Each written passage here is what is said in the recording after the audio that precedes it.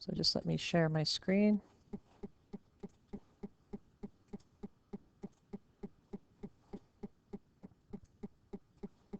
Okay, so before we graph logarithms, we have to remind ourselves how to graph exponential functions, because remember, we have talked about exponential and logarithm functions are inverse operations of each other.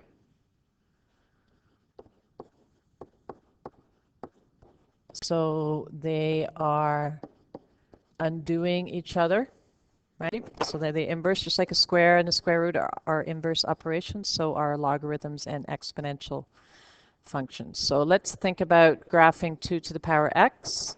If you are not sure how to draw a graph, best thing to do is make a table of values. So generally we use 0, a couple of positive numbers, a couple of negative numbers. Okay, so 2 to the power 0 is 1, 2 to the power 1 is 2, 2 to the power 2 is 4. 2 to the power negative 1, remember that's a fraction, right? 1 over 2. 2 to the power negative 2 is 1/4. 1 over 2 to the power 2. Okay, so what does that look like? 0, 1, 1, 2, 2, 4. If I wanted to do another one, it would be 8. So you'll see to the right, it gets steep very quickly. And then we have a half, a quarter, an eighth, 1 over 16, 1 over 32, and so on. So on the left side, as we go towards negative infinity, that fraction will get smaller and smaller and smaller. The smaller I make that number negative. Zenobia, I just said boxes 8, C, and D will not be evaluated. Okay? I'm sorry, I'm just checking the chat.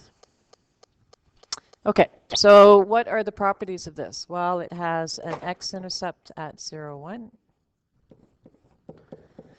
It approaches the x-axis, so the x-axis is an asymptote.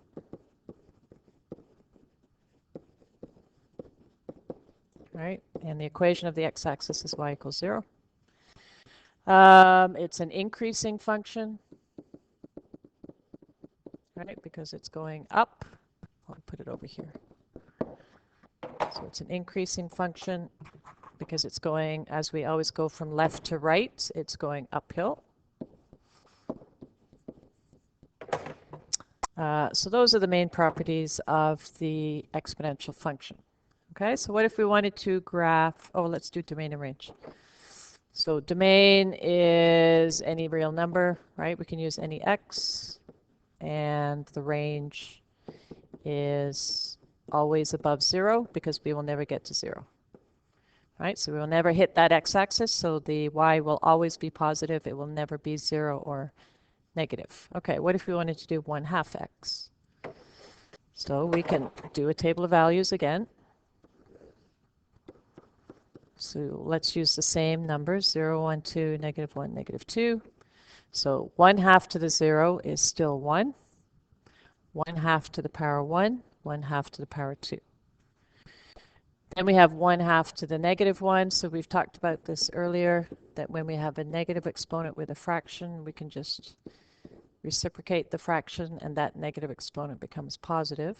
So 1/2 to the negative 1 has a value of 2, and 1/2 to the negative 2 has a value of 4. So the graph just goes the opposite way in that it is now going to be decreasing. So 1 gives me a half, a quarter, and so on. So it's going to go down this way. And then we have negative 1, 2, negative 2, 4, and so on. So the only thing that happens to the graph that is different is that it is now a decreasing function and not an increasing function. Everything else remains the same. The domain is the same, the range is the same, the y-intercept is the same, the x-axis is still an asymptote. The only thing that changes is that it is now a decreasing function. So overall, if you think of an exponential function as some value a to the power x. If a is greater than 1, it will be an increasing function. Right? Sometimes we call that growth. It's getting bigger. If a is between 1 and 0, it's going to be a decreasing function. And the reason I say between 1 and 0, sometimes we call that decay. The reason I say between 1 and 0, and I don't say negative, right? I don't say less than 0, because negative does something different. It's a reflection. So when I say between 1 and 0, I'm talking about a fraction or a decimal, right? It's a decimal between 0 and 1. So that is going to make it go down. Negatives do something completely different, right? So a negative base is a reflection on top of the base, okay? So anything bigger than 1 will make it go up. Anything between 1 and 0 will make it go down. So how do we do a log function? This graph here, log base 2 of x, is the inverse of 2 to the power x. So they both have a base of 2. And we'll look at that a little bit later on, going back and forth between exponential and log form. But if you have y equals 2 to the x, its log form is log base 2 to the x. Okay, so how do we graph that? Well, I said they were inverse functions, right? They're inverse functions. So the easiest thing to do is graph 2 to the x. So think about your definition of an inverse function. How do we find an inverse function? We just finished that. If we have a set of ordered pairs or a table of values, and we wanted to find the inverse, we just switch x and y. So that's exactly what we can do with the graph. Here's my 2 to the x. 4. So here's my 2 to the x graph. And remember, the definition for an inverse is reflecting in the line y equals x. So y equals x means whatever x is, y has the same value. So 0, 0, 1, 1, 2, 2, 3, 3, 4, 4, and so on. So there's my reflection line. And so if I want to find the inverse, which is log base 2, I just take this table that I created for 2 to the power x, and I just switch x and y.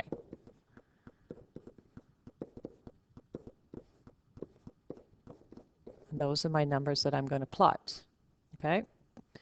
And so 0, 1 would become 1, 0. Let's do this in black. So 0, 1 would become 1, 0. 1, 2 would become 2, 1. 2, 4 would become 4, 2.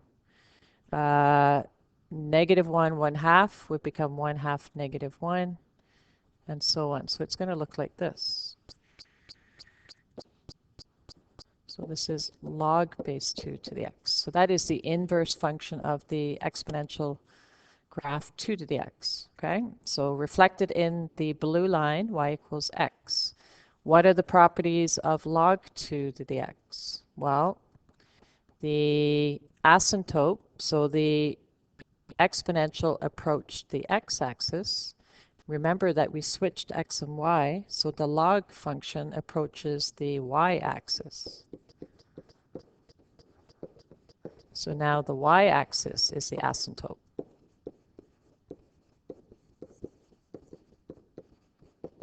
Right, so that's x equals 0. Right, so the asymptotes have switched. In an exponential, it's the x-axis. In a log, it's the y-axis. Domain and range switch, because we switched x and y. So now x is greater than 0 because x will not be negative, right? So x will approach the y-axis, but it will never go past it, so it is greater than 0, and y remains at any real number. Okay, so that is what a log graph looks like. You can graph any log graph as long as you know what the base is. So if I want to graph log base 3 to the x, it will be the inverse graph of 3 to the power x. So I would graph 3 to the power x and then switch my x and y. And I could do that right on the graph if I want. So here's my grid. Excuse the messy straight lines. So let's do 3 to the x. So 3 to the power 0 is 1. 3 to the power 1 is 3. And 3 to the negative 1 is a third, a half. So here's 3 to the x. I don't really need that many points. And then the log would be just inversing those points. So 0, 1 would become 1, 0. 1, 3 would become 3, 1, and so on. A third, a ninth, and so on. So here's my log 3 to the x.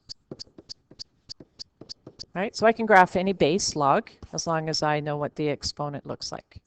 And that's all you're going to have to do with graphs. You're not going to have to do any transformations. We're not going to stretch them, reflect them, etc. You just have to graph the basic log function. Okay? Okay. Okay, so let's look at what does a log mean in terms of the equation. So logs, as I said, logs are the opposite, or I should say inverse. I don't really like the word opposite because opposite means more sign, right? Positive, negative. Inverse of exponentials. So an exponential function is in the form y equals b to the power x. The same log in log form would be log base b y equals x. So how does that work? Well, 6 to the 3 equals 216. Okay, so let's think about the parts. 6 is the base. 3 is the exponent. And 216 is the answer, or oftentimes we call it the argument, right? Or the answer. So how do I write that in log form? Well, the log will be whatever the base is, that's what the log is. So the base goes at the bottom as a subscript. The exponent goes after the equal sign, and the argument goes here. So log base 6 of 216 has a value of 3. So 6 is the base, right? It goes as a subscript. The exponent goes over here after the equal sign, and then this is your argument. Okay, one thing to point out is that on your calculator, you will see a log button, but it is log base 10 only. Okay, you could not do log base 6 on your calculator. We will find another way to do it later on, where we can change the base, but you could not type in, well, I shouldn't say that, because some of the newer calculators allow it. Some of the new calculators will do the change of base for you, because calculators are wonderful things now and they can do lots of things. But if you're looking at an older one, like on my calculator, I just have an older one, I can't do log base 6. It's not that type of calculator. So in general, when you look at the log on your button, the log button on your calculator, it's log base 10. Okay, just like a square root sign is a 2, right? A square root is, you know it's 2. We don't have to write the 2. We already know it's 2. Okay, so it's the same with the log button, it's base 10. Okay, so let's say we had log base 5, 125, and we want to write it as an exponent, right? Because you have to be able to go back and forth. So remember, this is your base, so it'd be base 5. This is your power, your exponent, so it'd be 5 to the power 3, and then this is your answer, which is 125. And that makes sense because I know 5 to the power 3 equals 125. So base 5 to the power 3 equals 125, and that's what it would be in exponential form. Okay, so you have, the first thing you have to learn is how to go back and forth between logs and exponents. right? So this question here express the equation in exponential form. So it's given as a log, and then you have to write it as a power. So 5 is the base. Let's do it in a different color. So 5 is the base, 2 is the power, 25 is the answer. So that is expressed in exponential form. Number 2, log base 8 of 2 equals 1/3. So 8 is the base, 1/3 is the power, 2 is the answer. It might be given in exponential form, and you want to change it to log form. So it would be log, 5 is the base, 125 is the answer, 3 is the power. It could be, this one is 8 to the negative 1 equals 1/8. So change it to a log, 8 is the base, 1/8 is the answer, -1 is the power for the exponent. So that is your first objective, is to look at graphing, just taking an exponential graph, making a table of values, switching the x and y, and then being able to graph those and looking at their properties. And then the next objective is to be able to switch back and forth between exponential form and log form.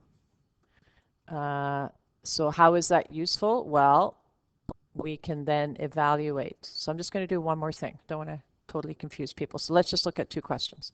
So how do we evaluate?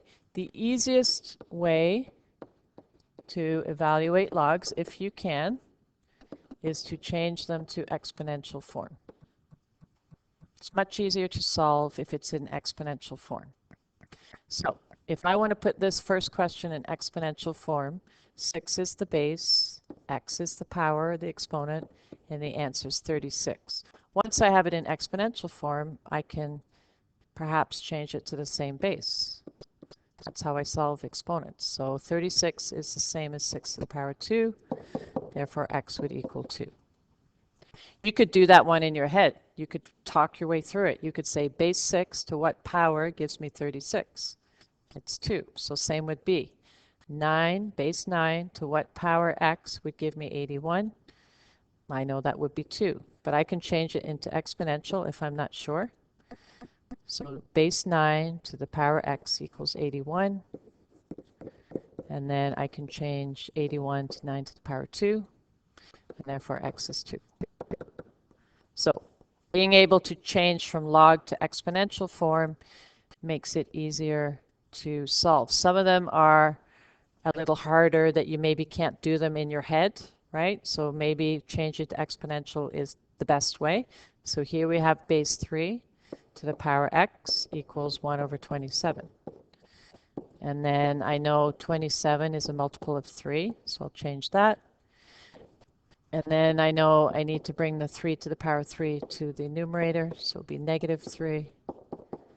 And then I can solve. Okay, and then let's just do e. We'll do the last 2.